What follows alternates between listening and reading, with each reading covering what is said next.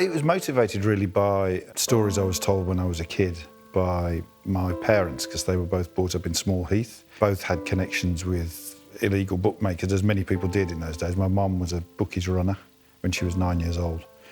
And my dad's uncles, they were Peaky blinders, they were illegal gangsters, and he told me stories about how they looked and how they dressed and how people felt about them and about how life was in those days. So I always felt that this was a drama waiting to be told, and an opportunity came. And so, you know, my parents were kids when they witnessed it, and they told the stories to me when I was a kid. So I always wanted to tell it through the eyes of a kid. It always began with that central character of Tommy. I always wanted him to be the second oldest, just so that it's not a natural thing for him to be in charge, proving that he's in charge for a reason. Aunt Polly was a real person who was my dad's auntie, and was very, very formidable, apparently. And then the brothers, you know, families were big in those days, and I'm from a big family with lots of brothers and sisters and things. So just dealing with that, the way that people get along, is, I think, quite interesting. And it's something that is in my background, so I do try and use it if possible. I think Killian began with Tommy as a man with a mission and someone who was going to change things, even from the opening scene. He'd been in a situation where I think of him as someone who feels that he's sort of dead already, or everything now is a bonus because of what happened during the First World War. So now he can break the rules. You know, he's been broken by what he saw and what he experienced. He's experiencing success. He's getting what he always thought he wanted. And I think in Series 3, he has to question, is this thing that I thought I wanted all that it is meant to be? Is it really what I want? And I think that Killian has mapped that out beautifully all the way through. He's such a fine executor of a character's progress. And it's a long thing, you know, in TV, it's not like a film where you can sort of get your hands around it quite easy.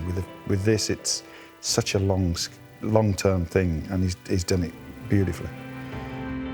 Paul Anderson, who's playing Arthur, particularly in Series 3, has a character who's at a crossroads because of the influence of a woman that he's met and married.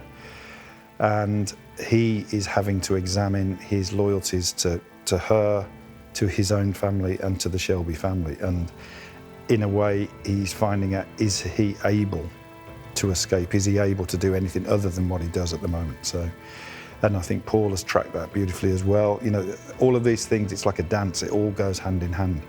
And always there with them, sort of between them, arm in arm with them, is Polly.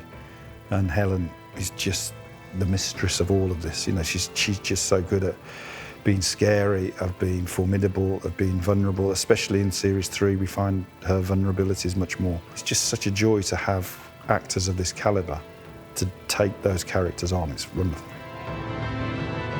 You know, you think you know the character and you've been playing for a while, and you know, I know Steve and I know his writing, but you can never, ever predict what he's going to do with him. And it's so exciting to get the scripts, because it always astonishes me what happens. People are so invested in the characters, and they feel like friends to them, to the audience. So it's important that you move on with them and you take leaps so that the audience feel like they're going places with them.